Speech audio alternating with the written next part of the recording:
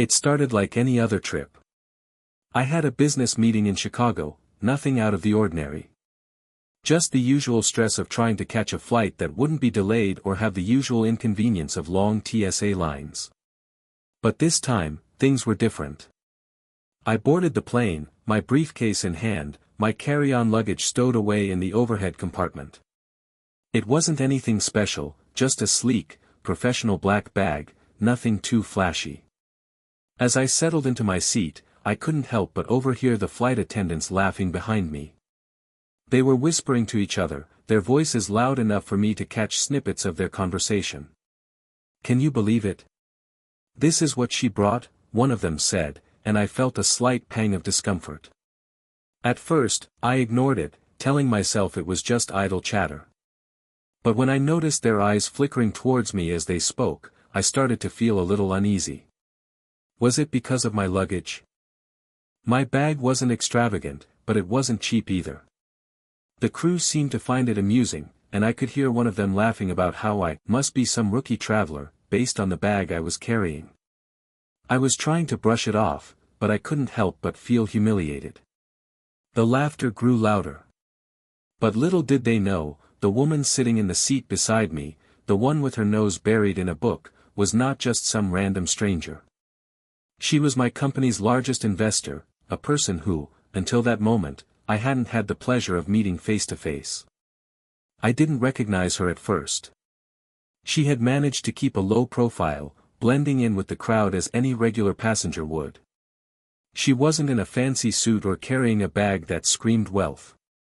She looked just like everyone else, and yet, she was the reason the company I worked for had managed to secure our latest round of funding, $27 million. But all the flight attendants saw was an opportunity to mock. The rest of the flight seemed to drag on, and I couldn't shake the feeling of their eyes on me.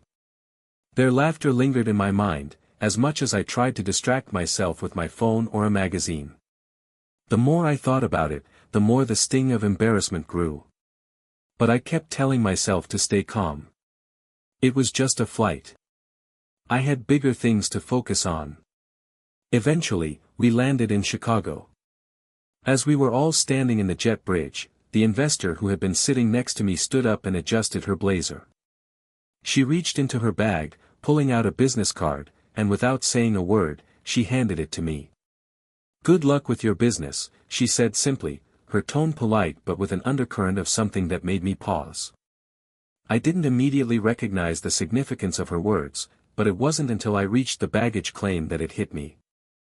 I was still rattled from the awkward flight, my mind preoccupied with what had happened, when I checked my phone and saw an email from my CEO. It was a simple subject line, "The deal's gone." The email explained that the $27 million investment we had been expecting was suddenly pulled. The reason? The investor had decided to withdraw her commitment after the flight. After hearing the flight attendants mock me, mock my luggage, my appearance, she had decided she couldn't work with a company that tolerated that kind of behavior. I was stunned. How could something so trivial as a few offhand remarks lead to the loss of such a massive deal? The investor wasn't just anyone. She was one of the most influential players in the industry, a woman known for her savvy and discretion. The worst part? The crew had no idea what they had just done. The news hit me like a ton of bricks. I had been on that flight, dealing with the petty mockery of the crew, thinking it was just a minor annoyance. But now, as I sat in the baggage claim area with the email still open on my phone, I realized the enormity of the mistake. I could feel my hands shaking as I tried to process what had just happened. I had been so focused on dealing with the personal discomfort of being the subject of ridicule that I hadn't even considered how my actions, or inactions, might be affecting something far bigger. I quickly called my CEO. There was no response. I left a voicemail, trying to explain what had happened, but I knew it wouldn't be enough. The damage had already been done. The investor's decision was final. She had pulled out. Her email was blunt but clear: "I can't invest in a company that lets its employees treat others with such disrespect. It's not just about the luggage. It's about the culture." I saw what happened, and I'm not willing to be associated with a team that doesn't uphold the values of professionalism and respect. I sat in silence, staring at the screen. The $27 million was gone. And it wasn't just about the money. This deal could have been the one that solidified the future of the company, ensuring stability and growth for years to come. But now, it was all slipping through my fingers. As I walked out of the terminal, I caught a glimpse of myself in the reflection of a glass wall. I didn't look like the person who had just lost a deal that large. But I felt like I had failed, not just my company, but the investors, my colleagues, and everyone who depended on that funding. And then it dawned on me, the worst part wasn't just that we lost the deal. The worst part was that I had let something so small, so insignificant, ruin everything. I didn't know what to do next. But one thing was for sure, I wasn't going to let this be the end. The following days felt like a blur. I was in constant contact with the CEO and the rest of the team, trying to salvage what was left of the deal. But the more I tried to explain the situation, the more I realized how futile it was.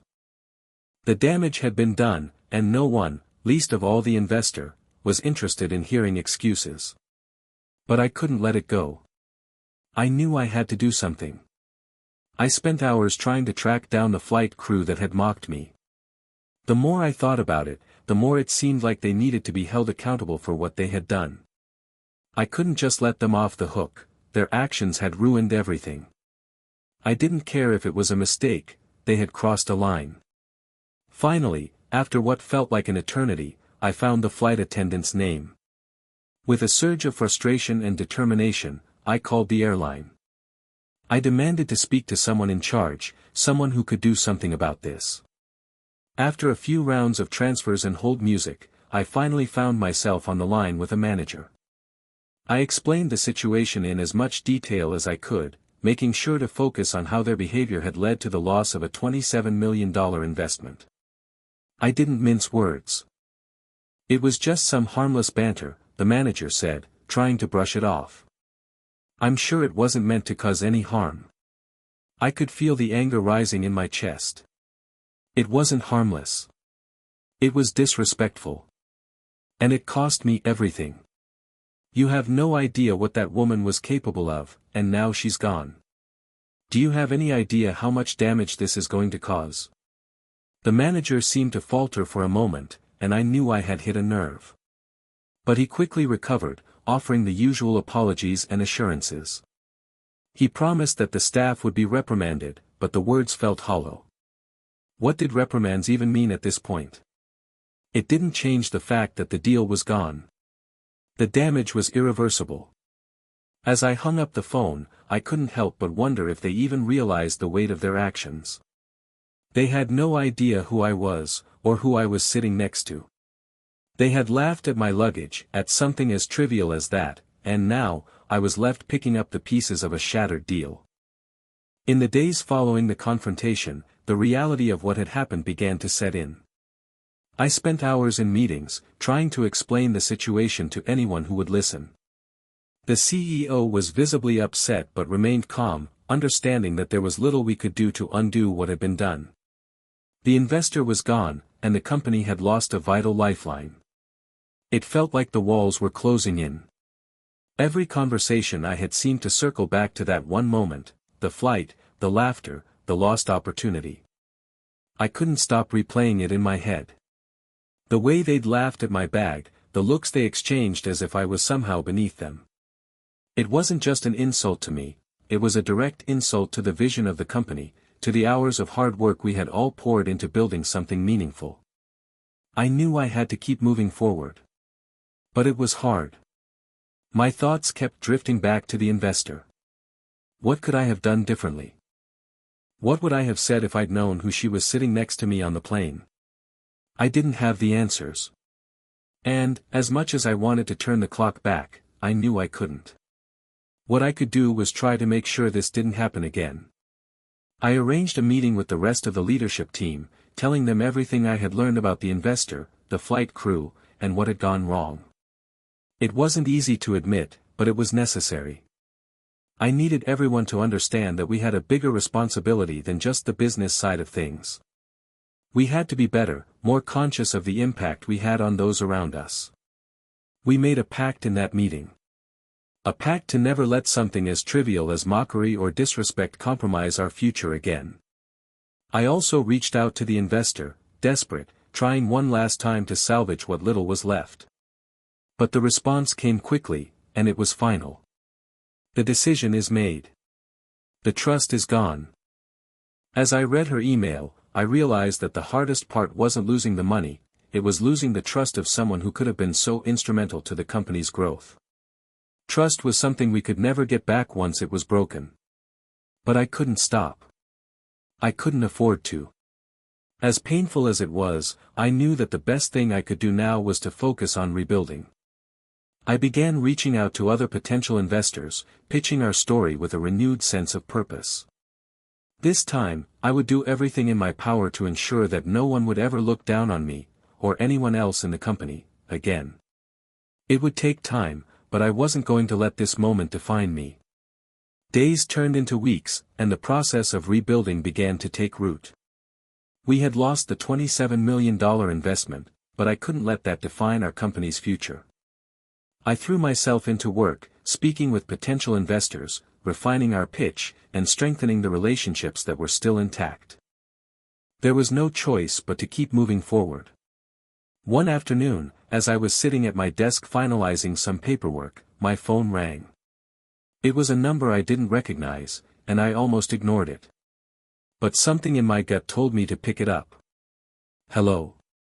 I answered, trying to sound composed even though I could feel my pulse racing. "Is this your name?" the voice on the other end asked. It was a calm, collected tone that immediately put me on edge. "Yes, speaking." "Who's this?" "This is, investor's name," the voice replied. It took a moment for the name to register, but when it did, my heart skipped a beat. This was the same investor who had pulled out of our deal, the one I had lost after the incident on the plane. I froze. What could she possibly want now? "I know we parted ways under difficult circumstances," she continued, her voice steady but laced with a hint of regret. "But I've been thinking. A lot." I could feel the tension building in my chest. I didn't know how to respond. I wanted to be professional, but the anger and disappointment I had been holding onto for weeks were bubbling just below the surface. "What do you mean?" I asked, trying to keep my voice steady. "I've spent a lot of time reflecting on the situation. After hearing what happened on that flight, I couldn't just move forward. It didn't sit right with me. But I also recognized that I might have been too hasty in pulling out." The words felt surreal. It was like a dream I wasn't sure I wanted to wake up from. "I've seen how hard your team has worked, and I respect that. I also know that losing my investment may have put your company in a difficult position. So, I've decided to offer you another chance, under certain conditions, of course." I was stunned, unable to process what she was saying. A second chance? After everything that had happened? I didn't know what to say. "Thank you," I finally managed, the words barely escaping my mouth. "But, why? After everything?" "Because I see potential. And because everyone deserves a second chance, especially when they're willing to learn from their mistakes." Her words cut through me like a blade. I had spent weeks agonizing over what had happened, and now, here she was, offering us an opportunity to make it right. I wasn't sure what the conditions were, but I knew one thing: this time, I would not let anything or anyone ruin our chance again. The phone call was a turning point. As soon as I hung up, I sat there for a long time, processing everything she had said. The fact that she was willing to offer us another chance felt like a gift, one I couldn't afford to waste. The sting of losing the deal had been painful, but this new opportunity meant everything to me, to the company, and to everyone who had believed in what we were doing. I immediately called the CEO to share the news. His reaction was a mix of disbelief and relief. "Are you serious? She's coming back to the table?" he asked, his voice tinged with excitement. Yes. She's offering us a second chance, I said, barely able to contain the flood of emotions rushing through me. But we need to show her that we've learned from the past. The conditions weren't as strict as I had expected, but they were clear. She wanted to see professionalism and respect from the entire team, especially from those who had made the mistake on the flight. The flight crew had to be made aware of the seriousness of their actions. No more jokes, no more mockery. It wasn't just about saving face. It was about proving that we were capable of learning from our mistakes and that the company was built on a foundation of respect and integrity. We immediately put a plan into action. I scheduled meetings with the team, ensuring that everyone understood the gravity of the situation. There were no more excuses.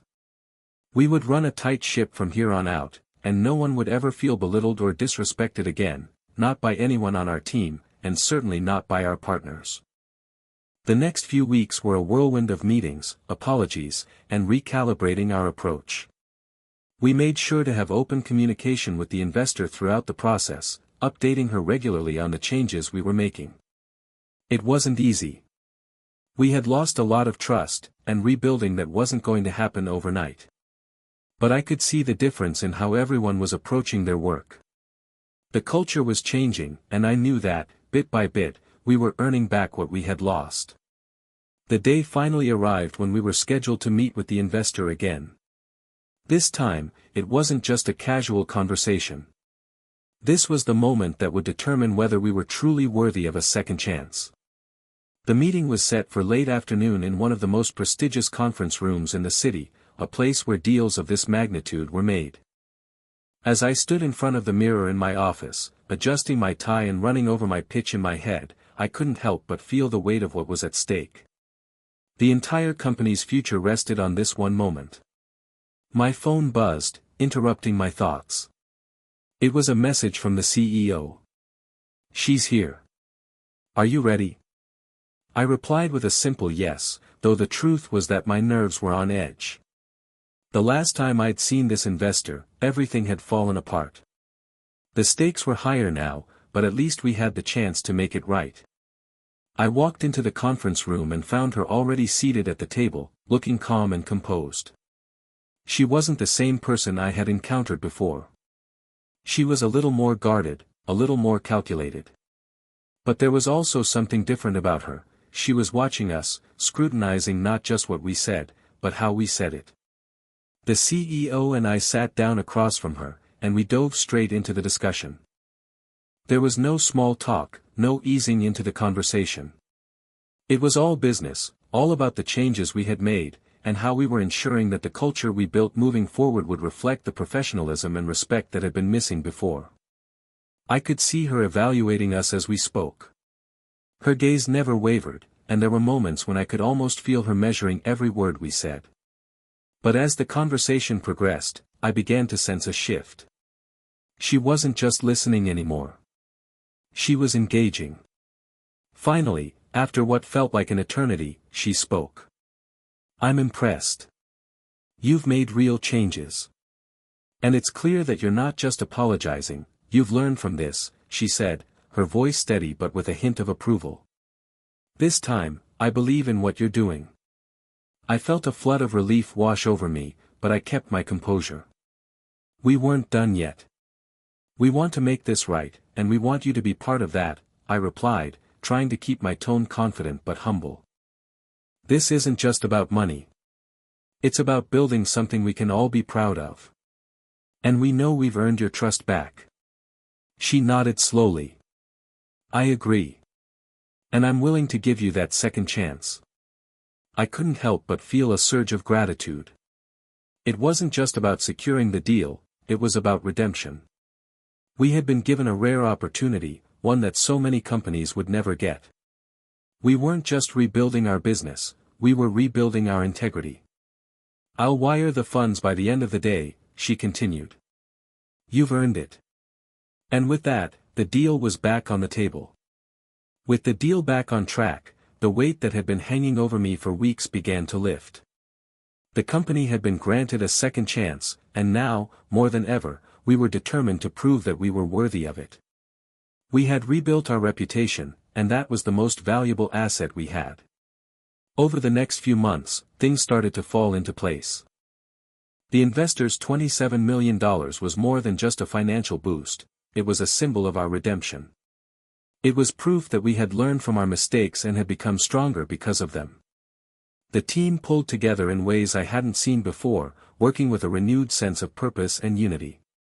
We made sure to take the lessons we had learned and apply them to every corner of the business. Respect and professionalism were no longer just buzzwords, they were ingrained in our company culture. The flight crew incident had served as a wake-up call, and we were committed to never letting something so trivial, and yet so damaging, happen again. And just as importantly, we focused on the relationships we were building. The investor wasn't the only person who had been watching us. The industry had taken notice of how we handled ourselves, how we turned a disastrous moment into an opportunity for growth. New partnerships started to form, and doors that had once been closed were now opening. The hardest part was behind us. It wasn't just the loss of the deal that had tested us, it was how we handled that loss, how we chose to rise above it and keep moving forward. In the end, that's what made all the difference. As the company grew, so did my understanding of what it meant to lead. It wasn't just about making the right decisions, it was about making sure the people around you felt valued, respected, and empowered. I had learned that respect wasn't just a nice thing to have, it was the foundation of everything we did. And if we had to lose a deal to realize that, then it was a small price to pay. The investor who had once pulled out of our deal became one of our strongest advocates. She stayed involved, guiding us when necessary, but giving us the space to flourish on our own. We built a partnership that wasn't just about money, it was about mutual respect, trust, and the shared belief in something bigger than ourselves. Looking back, I realized that the flight crew's mockery had given me something I hadn't expected: perspective. They had underestimated me, and they had underestimated the company. But in the end, they were the ones who had lost out. Now, I was leading a company that not only had the money to grow, but the integrity to sustain it. And that was worth more than any investment could ever be.